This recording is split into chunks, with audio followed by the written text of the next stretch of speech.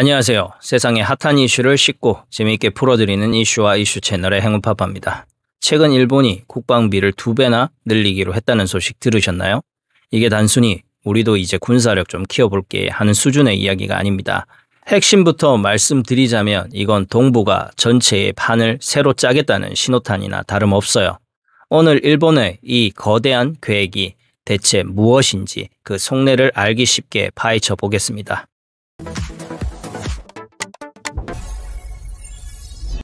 자, 먼저 큰 그림부터 그려볼게요. 일본은 과거 전쟁에서 패배한 뒤 앞으로 우리는 절대 전쟁을 하지 않겠습니다 라고 약속하며 평화헌법이라는 걸 만들었죠. 그런데 현실은 좀 달라요. 자위대라는 이름으로 사실상 세계적인 수준의 군대를 가지고 있고요. 미국과의 동맹을 굳건히 하면서 동북아 힘의 균형에서 중요한 역할을 해왔습니다. 마치 반에서 제일 조용하던 친구가 알고 보니 뒤에서 남몰래 운동하며 힘을 키우고 있었던 것과 비슷하다고 할까요? 이제 일본은 그 조용한 친구라는 가면을 벗어던지고 있어요. GDP 대비 1% 수준이었던 국방비를 앞으로 2%까지 끌어올리겠다고 아예 못을 박아버린 거죠. 그러면서 내세운 명분이 바로 반격 능력을 갖겠다는 건데요. 쉽게 말해 누가 우리를 때리면 우리도 똑같이 적의 기지를 타격할 수 있는 능력을 갖추겠다는 겁니다. 근데 GDP 2%가 뭐 그렇게 대단한가 싶으실 수도 있어요. 하지만 일본은 세계적인 경제 대국입니다. 일본의 GDP는 2024년 기준 약 4조 달러 정도 되는데 2%면 약 800억 달러가 되죠. 이건 우리나라 최근 연간 국방 예산 471억 달러보다 거의 2배에 달하는 엄청난 액수입니다. 이 돈으로 뭘 하겠다는 건지 계획을 들어보면 입이 딱 벌어지죠. 미국에서 토마호크 미사일 수백 발을 사들이고 최첨단 이지스 시스템, 소리보다 빠른 극소음 미사일을 막는 기술, 그리고 드론 부대까지 SF 영화에서나 보던 무기들을 쇼핑 리스트에 올려놓은 거예요. 단순히 무기만 사는 게 아니에요. 남쪽 섬들의 방어선을 강화하고 군사 물자를 쌓아두고 기지를 더 튼튼하게 만드는 공사까지 실제 전쟁이 나도 오랫동안 버틸 수 있는 지구력을 키우는데 돈을 쏟아붓고 있는 거죠. 그렇다면 왜 하필 지금일까요? 여기에는 크게 3가지 이유가 있어요. 첫 번째는 바로 중국의 존재감 때문이에요. 최근 몇 년 사이 중국의 해군과 공군이 대만 해협과 동중국해에서 활동하는 반경이 엄청나게 넓어졌어요. 일본 입장에서는 만약 대만이 무너지면 우리 물류길도 막히는 거 아니야? 하는 위기감을 느끼는 거죠. 두 번째는 북한의 미사일 기술이 너무 빠르게 발전하고 있다는 점입니다. 예전처럼 예측 가능한 궤도로 날아오는 게 아니라 예측 불가능한 움직임을 보이는 신형 미사일들이 등장하면서 이거 기존 방어 시스템만으로 불안한데? 라는 생각을 하게 만든 겁니다. 마지막으로 가장 결정적인 이유, 바로 미국과의 관계예요. 미국은 오래전부터 동맹국들에게 방위비 좀 더 내라고 요구해 왔어요. 우리가 언제까지 세계의 경찰 노릇을 할 수는 없다. 각자 자기 앞마당은 스스로 지킬 힘을 키워야 한다는 거죠. 특히 최근에 그 타켓이 명확해졌는데 바로 중국입니다. 미국 입장에서 중국의 성장을 혼자 막는 건 너무 부담스러우니 동맹인 일본이 더 큰 역할을 해주길 바라는 거예요. 즉 미국은 우리같이 중국 막아야 하니까 너도 힘 좀 키워라고 멍석을 깔아준 셈입니다. 그렇다고 일본이 단순히 미국의 등살에 못 이겨 돈을 쓰는 걸까요? 절대 아니죠. 오히려 일본에게 이건 오랜 수건을 풀 절호의 기회였습니다. 평화헌법 때문에 군사 강화를 늘 눈치를 봐야 했던 일본은 전쟁 가능한 보통 국가가 되는 게 오랜 목표였거든요. 이런 상황에서 중국과 북한이 위협을 가하고 가장 든든한 형님인 미국은 힘을 키워도 좋다고 응원까지 해주니 일본 입장에서는 군사 대국으로 나아갈 최고의 명분과 타이밍이 찾아온 겁니다.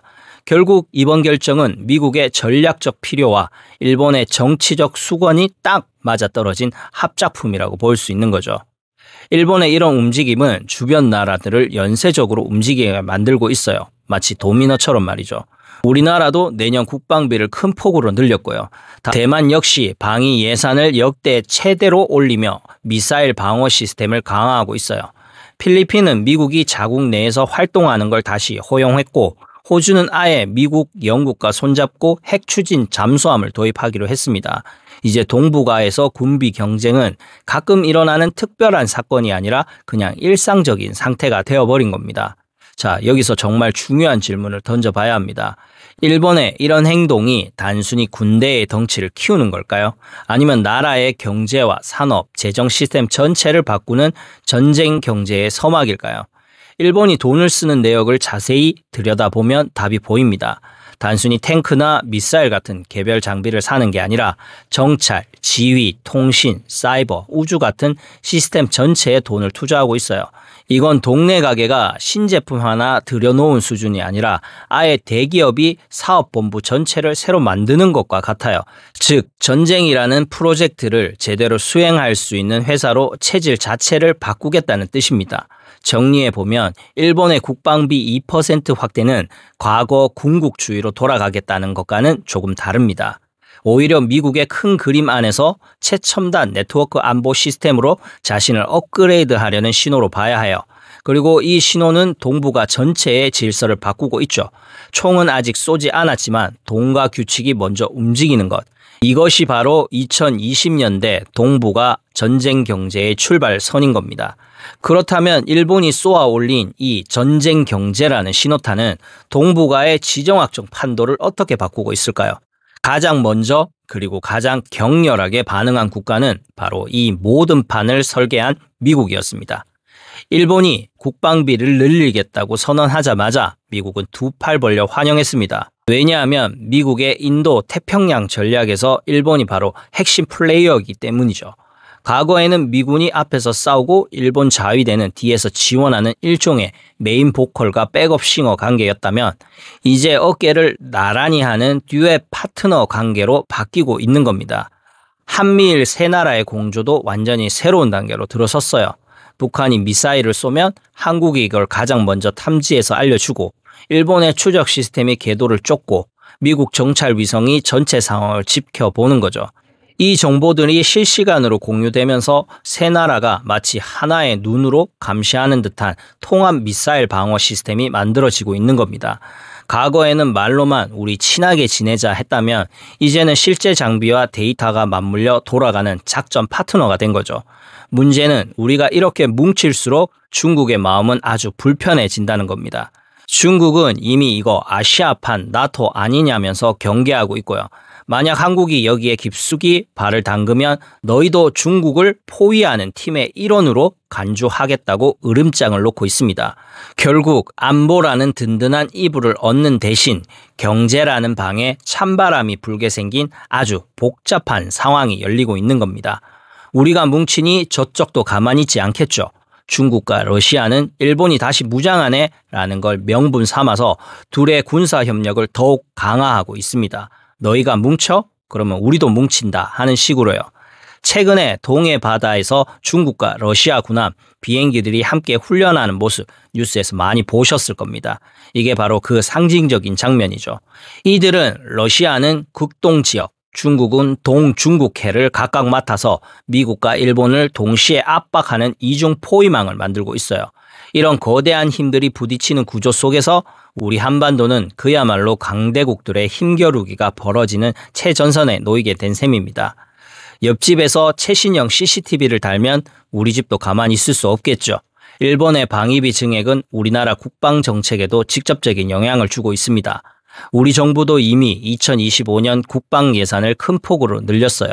특히 미사일 방어, 그리고 정찰 위성 같은 분야에 집중적으로 투자하고 있죠. 이건 단순히 북한 위협에 대응하는 수준을 넘어 우리나라 살림살이도 안보 중심으로 재편되기 시작했다는 신호입니다. 덕분에 K방산 기업들은 폴란드, 호주, 중동 등 전 세계에서 주문이 쏟아지면서 그야말로 재팟이 터졌습니다. 하지만 주문이 폭주하니 이번에 포탄이나 정밀 부품 같은 핵심 소재를 구하기가 하늘의 별 따기가 되고 있어요. 즉 국방비 확대는 방위 산업이라는 엔진을 뜨겁게 달구는 동시에 나라 전체의 재정에는 부담을 주는 양날의 검과 같습니다. 이런 흐름이 계속되면 어떻게 될까요? 아시아 전체가 끝없는 군비 경쟁에 휘말리게 됩니다. 이건 단순히 무기가 많아지는 차원의 이야기가 아니에요. 나라의 경제, 산업, 재정 등 모든 자원이 안보 유지라는 단 하나의 목표를 위해 움직이는 현상, 이걸 바로 전쟁 경제 체제라고 부릅니다. 마치 한 가족이 자녀 교육이나 노후 준비는 뒤로 하고 집안의 모든 돈을 비싼 보안 시스템과 경호원을 고용하는 데 쓰는 것과 같아요. 당장은 안전할지 몰라도 장기적으로는 삶이 팍팍해질 수밖에 없겠죠. 결국 우리 세금이 더 많이 필요하게 될 거라는 뜻입니다. 자, 그렇다면 이 거대한 흐름 속에서 우리는 어떤 선택을 해야 할까요? 하지만 안타깝게도 우리 앞에 놓인 길 중 쉬운 길은 하나도 없습니다. 저마다 큰 대가를 치러야 할 수도 있죠. 크게 세 가지 시나리오를 생각해 볼 수 있습니다. 첫 번째는 한미일 동맹 올인 전략입니다.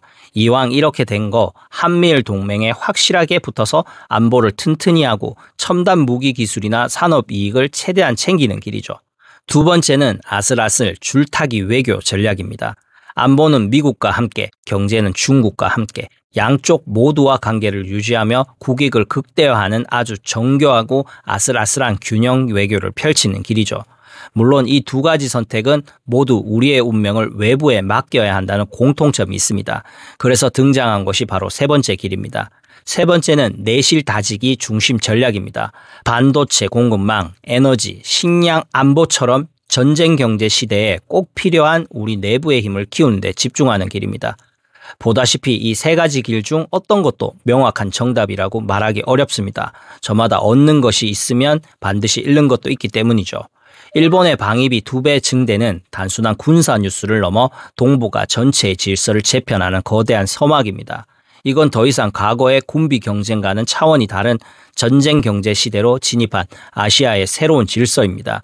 이 거대한 체스판 위에서 대한민국은 과연 어떤 수를 두어야 할까요? 오늘 이야기는 여기까지입니다. 저는 다음에도 더 흥미롭고 유익한 이야기로 찾아뵙겠습니다. 오늘 영상이 유익하셨다면 좋아요와 구독 그리고 알림 설정 잊지 마세요. 그럼 다음 시간에 만나요. 안녕.